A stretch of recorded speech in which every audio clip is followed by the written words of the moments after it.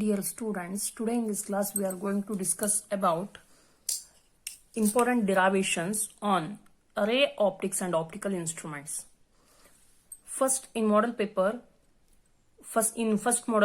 question will derive lens maker's formula. Diagram ಈ ರೀತಿ ಆದ್ರೂ ಬರಿಬಹುದು, ಇಲ್ಲ ಅಂದ್ರೆ ಇನ್ನೊಂದು ರೀತಿ ಇದೆ, ಈ ರೀತಿ ಆದ್ರೂ ಬರಿಬಹುದು. Actually, what is meant by, first of all, what is meant by lens maker's formula? The formula giving relation between focal length of the lens, refractive index of material of the lens, and radii of curvature of its surface R1 and R2 is known as lens maker's formula. Formula giving relation between focal length. Focal length is the distance between principal focus and optical center of the lens, that is called focal length. Refractive index of the material and radii of curvature of both the surfaces of the lens will give rise to lens maker's formula. Now, I will draw a diagram including directions. We will show directions, no marks, or we will minus 1. First, I will consider a lens. Lens consider madidini. This OI line ಏನಿದೆ, this is called principal axis. Principal axis ಅಂದ್ರೆ optic centre ಇಂದ ಯಾವುದು straight ಆಗಿ pass ಆಗುತ್ತೆ ಅದನ್ನ ನಾವು principal Axis ಅಂತ ಹೇಳ್ತೀವಿ. I will place a point object on principal axis. Let us say O. O is an object. From object, ray passes through principal axis as well as in OP direction. ಎರಡು ರೇ pass ಆಗ್ತಾ ಇದೆ. Minimum 2 rays will incident to form image. ಇಲ್ಲಿ O ಇಂದ ಬರ್ತಾ ಇರೋದು ಒಂದು along principal Axis ಹೋಗ್ತಾ ಇದೆ, ಇನ್ನೊಂದು OP ಅನ್ನೋ P ಪಾಯಿಂಟ್ ಅಲ್ಲಿ ಇನ್ಸಿಡೆಂಟ್ ಆಗ್ತಾ ಇದೆ. ಆಫ್ಟರ್ ಫ್ರಾಕ್ಷನ್ Q ಇಂದ I ಗೆ ಬಂದು ಇನ್ಸಿಡೆಂಟ್ ಆಗ್ತಾ ಇದೆ. ಇದು ಫೈನಲ್ ಇಮೇಜ್. ನಾನು ಜನರಲ್ ಆಗಿ U is distance between principal optical center and object, that is called object distance. Let us consider U. The distance of separation between optical center and image is called image distance. Let us consider V. N1 is refractive index of air, N2 is refractive index of the lens. Then ನಾನಿಲ್ಲಿ consider ಮಾಡ್ತಾ ಇರೋದು ಏನು, ಈ complete lens ಅಲ್ಲಿ 2 surfaces ಇದೆ, single spherical surfaces, ಎರಡು join ಮಾಡಿದಾಗ lens ಆಗಿದೆ. Let us consider one single surfaces ABC and we will write equation for that surface, and we will again consider ADC spherical surface, then we will write equation for that. Now let us consider thin biconvex lens having focal length F and radius of curvature R1 and R2. R1 is radius of curvature of ABC single spherical surface and R2 is radius of curvature of ADC spherical surface. N2 be the refractive index of lens. N2 be the refractive index of lens surrounded by a rare medium of refractive index N1. A point object O is placed on principal axis of distance U from the lens. A ray from O passes straight along principal axis. Under paraaxial ray OP incident on lens, it emerges along QI and meets the principal axis at I. Image formed is real and V is the distance of image from the lens. Image formed can be seen in 2 steps.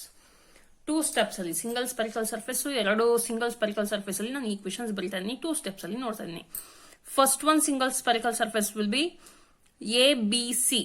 I will consider ABC single spherical surface.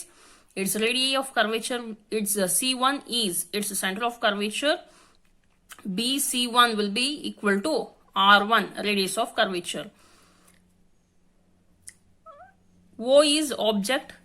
ಈ part ಏನಿದೆ same ಹಾಗೆ ಬರ್ಕೊಂಡಿದ್ದೀನಿ ಅಷ್ಟೇ.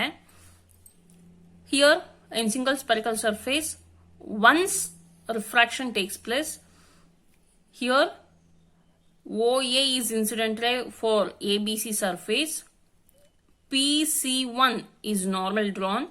After refraction, I1 is image of object O in ABC spherical surface. Here from single spherical surface, distance of object from pole is U and distance of image I1 from pole is V1. ಈ ಕಡೆದು air medium ಇದೆ, ಈ ಕಡೆದು lens medium. ಹಾಗಾಗಿ N2 refractive index ಲೆನ್ಸ್ಗೆ, air ಮೀಡಿಯಂಗೆ N1 refractive index ಇದೆ. Equations ಬರಿಬೇಕೀಗ. ಸಿಂಗಲ್ ಸ್ಪೆರಿಕಲ್ ಸರ್ಫೇಸ್ ಅಲ್ಲಿ ಆದ್ರೆ ಈಕ್ವೇಶನ್ ಏನಿದೆ ನಮಗೆ ಈ ರೀತಿ ಬರುತ್ತೆ. For single spherical surface equation will be like this: N2 by V minus N1 by U equals N2 minus N1 divided by R. R ಅಂದ್ರೆ ರೇಡಿಯಸ್ ಆಫ್ ಕರ್ವೇಚರು, U ಅಂದ್ರೆ object distance, V ಅಂದ್ರೆ image distance. Image distance final ಇರೋದು image, finally exist ಆಗ್ತಾ ಇರೋದು. ಆ image ಎಲ್ಲಿ exist ಆಗ್ತದೆ ಅದರ ರಿಫ್ರಾಕ್ಟಿವ್ ಇಂಡೆಕ್ಸ್ ನ್ಯೂಮರೇಟರ್ ಅಲ್ಲಿ ಬರಬೇಕು. ಆಬ್ಜೆಕ್ಟ್ ಇದೆ, ಆಬ್ಜೆಕ್ಟು ಇನಿಷಿಯಲ್ ಇರೋದು, ಹಾಗಾಗಿ ಇಲ್ಲಿ ಮೈನಸ್ ಬರ್ಕೊಂಡಿದ್ದೀನಿ. ಇನಿಷಿಯಲ್ ಏನಿದೆ ಅದರ ರಿಫ್ರಾಕ್ಟಿವ್ ಇಂಡೆಕ್ಸ್ ಏನಿದೆ ಅದು ನ್ಯೂಮರೇಟರ್ ಅಲ್ಲಿ ಬರಬೇಕು. ನೆಕ್ಸ್ಟ್ ರೇಡಿಯಸ್ ಆಫ್ ಕರ್ವೇಚರ್ ಹೇಳುವಾಗ N2 minus N1 final refractive index minus initial refractive index. ಇದು ಸಿಂಗಲ್ ಸ್ಪೆರಿಕಲ್ ಸರ್ಫೇಸ್ಗೆ. ಈ ತರ ಈಕ್ವೇಶನ್ ನಾನು ಎರಡೂ ಸ್ಪೆರಿಕಲ್ ಸರ್ಫೇಸ್ ಅಲ್ಲಿ ಲೆನ್ಸ್ ಅಲ್ಲಿ ನೋಡ್ಬೇಕಾಗತ್ತೆ. ನಾವು the first refractive surface ABC forms image I1 of an object O at a distance V1 from the lens. For first surface, using relation for refraction at spherical surface, equation will be like this: N2 by V1 minus N1 by U equals N2 minus N1 divided by R1. N2 divided by V1 minus N1 divided by U equals N2 minus N1 divided by R1. Call this as equation number 1. For second spherical surface ADC, incident ray should coming from lens and final image will be formed in air medium whose refractive index is N1. Now here I1 is the image of first object or first spherical surface which acts as virtual object for ADC surface. ADC ಸರ್ಫೇಸ್ಗೆ virtual object ಆಗಿ act ಮಾಡುತ್ತೆ. But ಇಲ್ಲಿ ಏನು ಅಂತ ಹೇಳಿದ್ರೆ ಇಲ್ಲಿ ಬರ್ತಾ ಇರುವಂತದ್ದು ಹೀಗೆ. ಇಲ್ಲಿ ಏನಾಗುತ್ತೆ, ವರ್ಚುವಲ್ ಆಬ್ಜೆಕ್ಟ್ ಇದೆ, ಇಮೇಜ್ ಇದೆ ಫಾರ್ ಫಸ್ಟ್ ಸರ್ಫೇಸ್ ABC ಸರ್ಫೇಸ್ಗೆ, that acts as a virtual object for ADC surface ಅಂತ ಹೇಳಿದ್ರೆ ಇದು ಆಬ್ಜೆಕ್ಟ್ ಆಗಿ ಆಕ್ಟ್ ಮಾಡ್ತದೆ. ಅಂದ್ರೆ ನನಗೆ ಇದು ಇಮ್ಯಾಜಿನರಿ ಆಗಿರೋದ್ರಿಂದ, ವರ್ಚುವಲ್ ಆಗಿರೋದ್ರಿಂದ ಈ ಲೈನು ರೇ ಹಿಂಗ್ ಹೋಗ್ತಾ ಇರೋದು ಕಾಣಿಸ್ತಾ ಇರಲ್ಲ, ನಮ್ಗೆ ಈ ರೀತಿ ಬರ್ತಾ ಇರೋದು ಕಾಣಿಸ್ತಾ ಇರುತ್ತೆ, ಇನ್ಸಿಡೆಂಟ್ ಆಗ್ತಾ ಇರೋದು. ಬಟ್ ಆಕ್ಚುಯಲ್ ಆಗಿರೋದು ಈ ರೀತಿ. ಹಾಗಾಗಿ ಡೈರೆಕ್ಷನ್ ಆಪೋಸಿಟ್ ಆಗಿದೆ. ಇನ್ಸಿಡೆಂಟ್ ರೇ ಡೈರೆಕ್ಷನ್ಗೆ ನೆಗೆಟಿವ್ ಬರುತ್ತೆ, ಡಿಸ್ಟೆನ್ಸ್ ಆಫ್ ಸೆಪರೇಷನ್ V1 ಬರುತ್ತೆ. ಬಟ್ ಆ ರೇ ನಮ್ಗೆ ಆಕ್ಚುಯಲ್ ಆಗಿ ಬರ್ತಾ ಇರೋದು N2 ಇಂದ, ಅಂದ್ರೆ ರಿಫ್ರಾಕ್ಟಿವ್ ಇಂಡೆಕ್ಸ್ N2 ಇಂದ, ಲೆನ್ಸ್ ಒಳಗಿಂದ ಬರ್ತಾ ಇದೆ. ಅದಕ್ಕೆ ನಾನು ಈಕ್ವೇಶನ್ ಬರೀತಾ ಇದ್ದೀನಿ. ಹೇಗೆ ಬರೀತಾ ಇದೀನಿ? N1 divided by V. Final ಆಗಿ ಇಮೇಜ್ ಫಾರ್ಮೇಶನ್ ಆಗಿರೋದು N1 ಅಲ್ಲಿ, ಏರ್ ಮೀಡಿಯಂ ಅಲ್ಲಿ, ಅದರ ಡಿಸ್ಟೆನ್ಸ್ ಆಫ್ ಸೆಪರೇಷನ್ V ಇದೆ, ಬರ್ಕೊಂಡಿದೀವಿ. ಮೈನಸ್ N2 ಅಂದ್ರೆ ಇದು ಲೆನ್ಸ್ ಇಂದ ಬರ್ತಾ ಇರೋದು, ಡಿವೈಡೆಡ್ ಬೈ V1. ಇಲ್ಲಿ ಮೈನಸ್ ಯಾಕೆ ಅಂದ್ರೆ ಆಪೋಸಿಟ್ ಇದು ಡೈರೆಕ್ಷನ್ ಆಫ್ ಇನ್ಸಿಡೆಂಟ್ ರೇ ಇದೆ, ಡೈರೆಕ್ಷನ್ ಆಫ್ ರೇ, ಹಾಗಾಗಿ ಮೈನಸ್ ಇದೆ. Equals final minus initial refractive index. Final ಇರೋದು N1, ಇನಿಷಿಯಲ್ ಇರೋದು N2, divided by it's radius of curvature from D to C2 will be R2 ಬರ್ಕೊಂಡಿದ್ದೀನಿ. ನಾನು ಇಲ್ಲಿ ಏನ್ ಮಾಡ್ತಾ ಇದ್ದೀನಿ, ನನಗೆ ಇಲ್ಲಿ ಫಸ್ಟ್ ಈಕ್ವೇಶನ್ ಬಂದಿರೋದು N2 ಮೈನಸ್ N1 ಅಂತ ಬಂದಿದೆ, ಇಲ್ಲಿ N1 ಮೈನಸ್ N2 ಅಂತ ಬಂದಿದೆ. ಸಿಂಪ್ಲಿಫಿಕೇಶನ್ ಮಾಡಬೇಕು ಅಂದ್ರೆ ನಾನು ಏನ್ ಮಾಡ್ತಾ ಇದ್ದೀನಿ, ಎರಡು ನ್ಯೂಮರೇಟರ್ ಸೇಮ್ ಇರೋ ಹಾಗೆ ಮಾಡ್ಕೊಂತಾ ಇದ್ದೀನಿ. ಇಲ್ಲಿ LHS ಸೇಮ್ ಇದೆ, RHS ಅಲ್ಲಿ N1 ಮೈನಸ್ N2 ಇರೋದು N2 ಮೈನಸ್ N1 ಅಂತ ಮಾಡ್ಕೊಂಡ್ರೆ ಇಲ್ಲಿ ಮೈನಸ್ ಕಾಮನ್ ತೆಗ್ದಿನಿ. ಆ ಮೈನಸ್ ನ್ಯೂಮರೇಟರ್ ಇದ್ರು ಒಂದೇ, ಡಿನಾಮಿನೇಟರ್ ಇದ್ರು ಒಂದೇ. ಈಗ ಇದು ಈಕ್ವೇಶನ್ 2 ಆಗತ್ತೆ. ಈಕ್ವೇಶನ್ 1 ಮತ್ತೆ ಈಕ್ವೇಶನ್ 2 ನ ಆಡ್ ಮಾಡ್ತಾ ಇದ್ದೀನಿ. LHS, we have to add LHS to LHS of both the equations and RHS to RHS of both the equations. ಅದರ simplification part ನೋಡಿ. n2 by v1 minus n1 divided by u ಅಂತ ಇದೆ first equation ಅಲ್ಲಿ LHS ಬರ್ಕೊಂಡಿದ್ದೀನಿ. Second equation ಅಲ್ಲಿ LHS n1 by v minus n2 by v ಅಂತ ಇದೆ ಬರ್ಕೊಂಡಿದ್ದೀನಿ. Equals RHS first equation second equation ಈ ರೀತಿ ಇದೆ. ಇಲ್ಲಿ ಆಡ್ ಮಾಡಬೇಕಿತ್ತು ಪ್ಲಸ್, ಇಲ್ಲಿ ಒಂದು ಮೈನಸ್ R2 ಅಂತ ಬಂದಿತ್ತು, ನಾನು ಪ್ಲಸ್ ಇಂಟು ಮೈನಸ್ ಮೈನಸ್ ಅಂತ ಬರ್ಕೊಂಡಿದ್ದೀನಿ.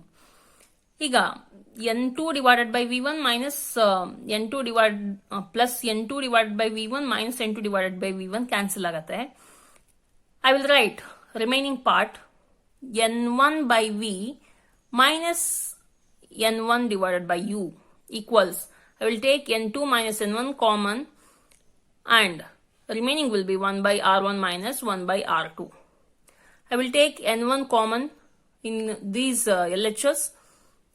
Let us 1 by remaining part will be 1 by v minus 1 by u equals n2 minus n1 into 1 by r1 minus 1 by r2. n1 ಇರೋದನ್ನ ನಾನು ಡಿನಾಮಿನೇಟರ್ಗೆ ಕಳಿಸ್ತೀನಿ RHSಗೆ. ಆಗ 1 by v minus 1 by u ಹಾಗೆ ಇರುತ್ತೆ. LHS ಅಲ್ಲಿ ಏನು changes ಇಲ್ಲ. ಇಲ್ಲಿ n2 ಡಿವೈಡ್ ಬೈ n1ಗೆ ನಾನು ಡಿವೈಡೆಡ್ ಬೈ n1 ನ ಸ್ಪ್ಲಿಟ್ ಮಾಡ್ಕೊಂಡು ಈ ಪಾರ್ಟ್ಗೆ ಹೇಳ್ಕೊಂಡು n2 divided by n1 minus n1 divided by n1 ಅಂತ ಆಗುತ್ತೆ. ಈ part 1 by r1 minus 1 by r2 ಹಾಗೆ ಇದೆ. n1 minus n1 will be 1.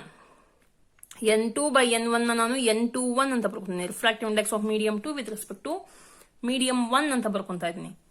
ಇದು ಈ ಈಕ್ವೇಶನ್ ಬಂದೆ 1 by v minus 1 by u equals n21 minus 1 into 1 by r1 minus 1 by r2 ಅಂತ. ಅಷ್ಟ ಆದ್ಮೇಲೆ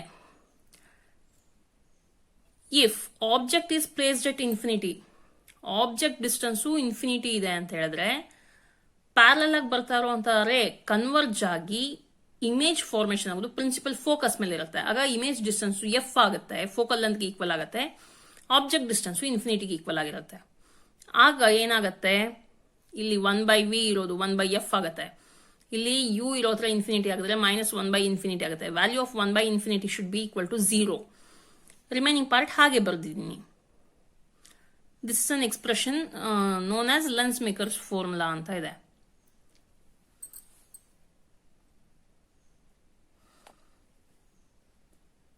ನೆಕ್ಸ್ಟ್ ಇಲ್ಲಿ ನೋಡಿ, ಇಲ್ಲಿ one lens is surrounded by air then ಅಂತ ಇದೆ. n2 1 ಅಂತ ಏನ್ ರಿಫ್ರಾಕ್ಟಿವ್ ಇಂಡೆಕ್ಸ್ ತಗೊಂಡಿದ್ವಿ n2 ಡಿವೈಡೆಡ್ ಬೈ n1ಗೆ, n2 ಅಂದ್ರೆ ಲೆನ್ಸ್, ಅದರ ರಿಫ್ರಾಕ್ಟಿವ್ ಇಂಡೆಕ್ಸ್ n ಅಂತ ಕನ್ಸಿಡರ್ ಮಾಡ್ತಾ ಇದೀನಿ. ಬಟ್ ಏರ್ ಮೀಡಿಯಂ ಅಂತ ಹೇಳಿದ್ರೆ whose refractive index n1 will be equal to 1. ಆಗ 1 by f equals n minus 1 n divided by 1 ಅಂದ್ರೆ n ಆಗತ್ತೆ, n minus 1 into 1 by r1 minus 1 by r2 ಅಂತ ಆಗತ್ತೆ. Where n is refractive index of material ಅಂತ ಇದೆ.